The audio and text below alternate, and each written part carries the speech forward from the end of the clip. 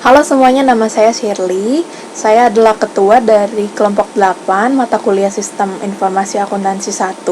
Sekarang saya akan mempresentasikan materi kuliah sebelum UTS dan sesudah UTS. Anggota kelompok saya ada saya sendiri, yang kedua ada Randy, ketiga ada David, keempat ada Violanita, dan yang terakhir ada Evelyn.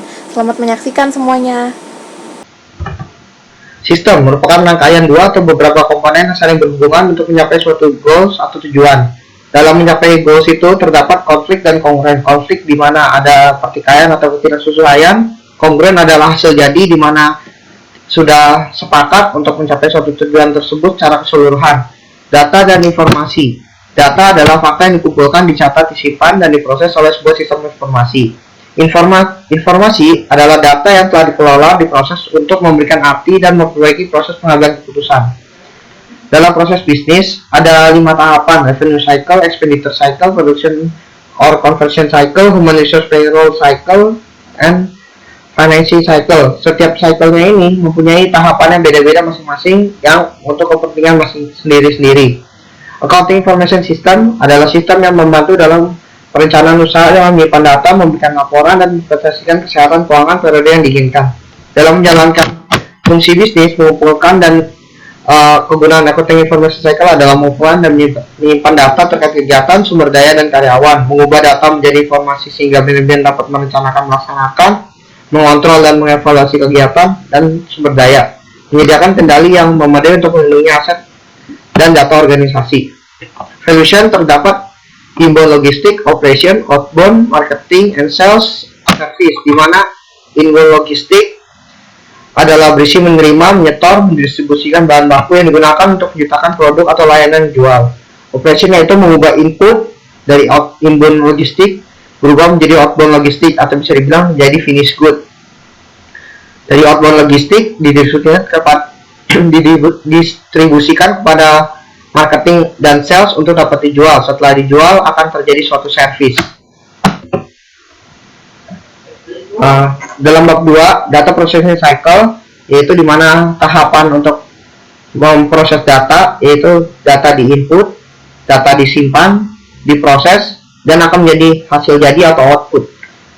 Dokumen terdapat 2 tipe, source dokumen dan turnaround, yang dimana turnaround ini dari kita bawa keluar, eksternal, dan masuk lagi. Tahapan penginputan dokumen yaitu data input, setelah itu storage, processing, information output. Coding teknik ada segment code yang berisikan misalkan cek nomor 123, setelah itu 1234, 124, 125. Blok kode adalah coding yang biasa dipakai untuk numerik.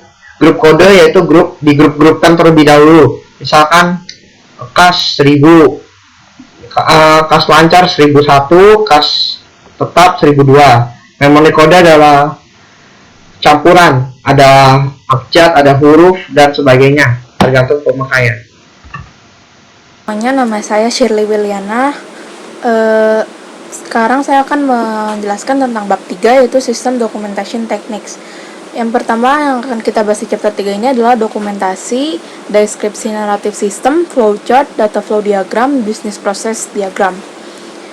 Dokumentasi ini adalah menjelaskan bagaimana suatu sistem bekerja, termasuk siapa, apa, bagaimana, mengapa suatu data dimasukkan, diproses, dan disimpan untuk mengeluarkan suatu informasi untuk mengendalikan suatu sistem. Yang kedua, di deskripsi naratif sistem, yaitu menjelaskan langkah demi langkah bertulis dari komponen sistem dan interaksi. Ada 3 alat dokumentasi sistem yang akan dibahas di chapter ini. Yang pertama adalah flowchart, kedua data flow diagram, ketiga business process diagram. Ini adalah contoh flowchart. Flowchart itu adalah gambaran grafis dari suatu sistem yang diawali dengan tanda start dan diakhiri dengan end. Jika tidak ada start dan end, maka suatu sistem akan looping terus. Terus jenis-jenis flowchart. Yang pertama ada dokumen flowchart, berisi tentang dokumen dari suatu departemen ke departemen lainnya. Yang kedua ada sistem flowchart, berisi tentang sistem informasi suatu perusahaan. Yang ketiga ada program flowchart. Flowchart ini berisi tentang program suatu sistem informasi. Yang kedua ada data flow diagram. Ini adalah contoh data flow diagram. Jenis-jenisnya itu yang akan kita bahas adalah konteks diagram, ada juga detail diagram atau diagram rinci. Detail diagram atau diagram rinci ini berisi tentang informasi yang lebih lengkap dari konteks diagram. Jadi di dalam detail diagram ini terdapat konteks diagram juga. Business process diagram. Ini adalah contoh gambar business process diagram. Business process diagram ini adalah deskripsi grafis dari proses bisnis yang digunakan oleh suatu perusahaan. Terima kasih. Perkenalkan, nama saya Violanita Febrianti. Saya hari ini akan membahas bab 12 dan bab 13.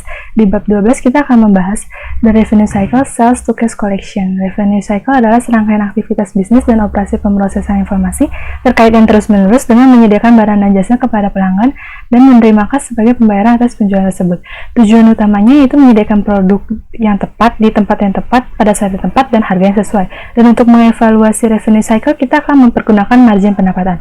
Ada 4 aktivitas dasar pada siklus pendapatan, yaitu sales order entry, shipping, billing, dan cash collection. Kita juga akan mempelajari tentang master data, yaitu data dasar sebagai data sumber yang mampu memberikan informasi tambahan mengenai proses pengelolaan data berikutnya. Dan contoh master data siklus pendapatan yaitu customer master file, accounts receivable master file, dan merchandise inventory master file.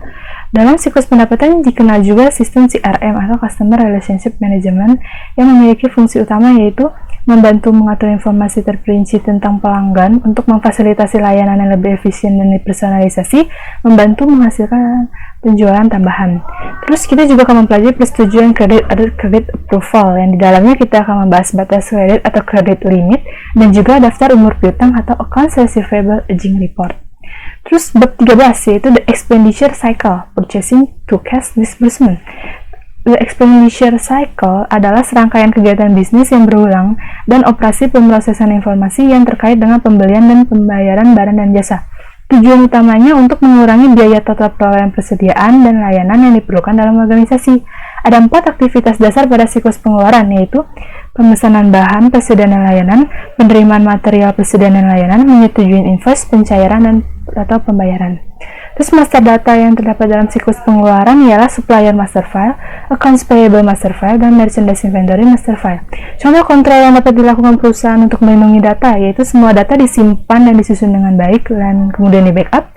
Semua komputer terhubung pada satu server. Setiap divisi tidak dapat mengakses data divisi lain, dan yang keempat, setiap karyawan mempunyai komputer masing-masing dan setiap komputer dikunci dengan password. Seorang purchase manager harus dapat mengidentifikasi 3 pertanyaan ini: what, when, dan how much. What, apa saja yang diperlukan untuk membuat satu produk atau disebut material requirement planning. Terus yang kedua, when, kapan waktu yang tepat untuk berorder dari supplier dengan memperhitungkan reorder point dan juga memperhitungkan safety stock yang ada di gudang. Dan yang ketiga, how much, berapa banyak setiap kali kita harus mengorder suatu bahan agar menghasilkan cost yang paling murah dengan melakukan perhitungan EOQ. Sekian dari pembahasan bab 12 dan 13. Terima kasih dan mohon maaf jika ada salah kata. Halo semua, nama saya Randy Timotius. Kali ini saya akan membahas bab 14 mengenai Production Cycle Information System. Sebelumnya, Production Cycle itu apa? Production Cycle merupakan rangkaian aktivitas bisnis yang berulang dan operasi pemrosesan informasi yang terkait dengan pembuatan produk. Nah, kita bisa lihat di samping ini ada konteks diagram Production Cycle. Ini untuk menunjukkan bagaimana production cycle ini berhubungan dengan subsistem divisi lain dalam sistem informasi perusahaan. Kita bisa lihat di sini production cycle itu berhubungan dengan revenue cycle, expenditure cycle, kemudian general ledger, human resource management, dan kemudian dilaporkan ke manajemen. Nah, dalam production cycle ini terdiri dari 4 tahap. Tahap pertama itu desain produk. Nah, desain produk itu apa? Desain produk ini menciptakan produk atau mendesain produk lah ya yang sesuai dengan pelanggan baik dalam hal kualitas, daya tahan, dan fungsinya. Kemudian tahap selanjutnya ada planning and scheduling atau perencanaan dan penjadwalan. Nah, ini tuh untuk mengembangkan rencana produksi agar menjadi cukup efisien dan dapat memenuhi pesanan dan permintaan masyarakat. Kemudian tahap ketiga itu ada kegiatan produksi atau production operations. Nah, ini adalah tahap pembuatan barang-barang tersebut sebelum dipasarkan ke masyarakat. Dan yang terakhir ada cost accounting atau akuntansi biaya. Nah, tujuan dari cost accounting ini ada 3. Yang pertama itu untuk menyediakan informasi untuk perencanaan, pengendalian, dan evaluasi kinerja. Kemudian yang kedua itu untuk memberikan data biaya agar perusahaan ini bisa tahu kira-kira harus ngejual dengan harga berapa. Dan yang ketiga itu mengumpulkan dan mengolah informasi yang digunakan untuk menghitung persediaan dan HPP atau harga pokok penjualan. Selanjutnya chapter 15 mengenai the Human Resource Management and Payroll Cycle. Nah, sebelumnya HRM itu merupakan rangkaian kegiatan bisnis juga yang berulang dan operasi pemrosesan datanya ini yang terkait dengan pengelolaan tenaga kerja karyawan secara efektif. Nah, berikutnya ada beberapa kegiatan utama HRM. Pertama ini merekrut karyawan baru, kemudian melatih karyawan baru, kemudian membuat job desk untuk setiap karyawan, kompensasi atau penggajian, evaluasi terhadap kinerja, dan yang terakhir itu pemberhentian karyawan baik sukarela ataupun dengan tidak ya. Nah, kemudian dalam payroll cycle activities ini ada 5 aktivitas, ada 4 aktivitas ya. Yang pertama itu update payroll master data.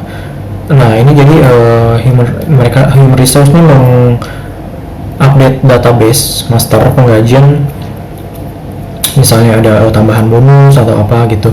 Kemudian yang kedua ada validate time dan attendance data. Jadi kalau ada telat-telat atau kehadiran yang dirasa bolong-bolong, nah itu akan diperhitungkan ke penggajian nanti.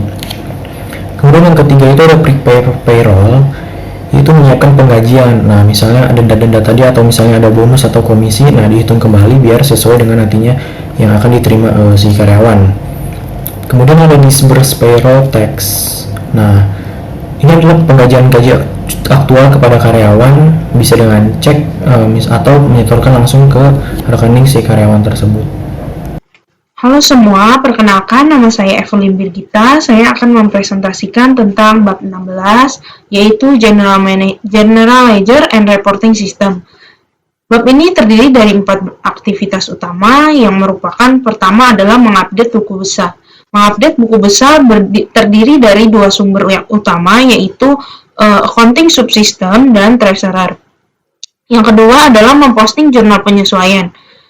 Terdiri dari 5 hal. Yang pertama itu accrual, merupakan jurnal yang dibuat di akhir periode dengan mencerminkan peristiwa yang terjadi. Lalu yang kedua adalah deferrals, jurnal yang dibuat di akhir periode untuk mencerminkan pertukaran uang tunai sebelum terjadi. Yang ketiga adalah estimates, jurnal yang mencerminkan setengah dari biaya yang diharapkan selama periode akuntansi.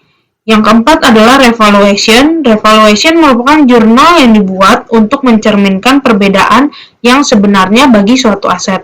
Yang terakhir adalah correction. Correction merupakan jurnal yang dibuat apabila adanya terjadi kesalahan pada membuat jurnal. Yang ketiga untuk aktivitas utama di bab ini adalah membuat laporan keuangan. Membuat laporan keuangan bisa dilakukan oleh perusahaan setiap bulan, kuarter, ataupun tahunan. Ini ditentukan kembali oleh perusahaan masing-masing. Selanjutnya adalah memproduksi managerial report. Memproduksi managerial report ini terdiri dari anggaran operasi, anggaran belanja modal, anggaran arus kas.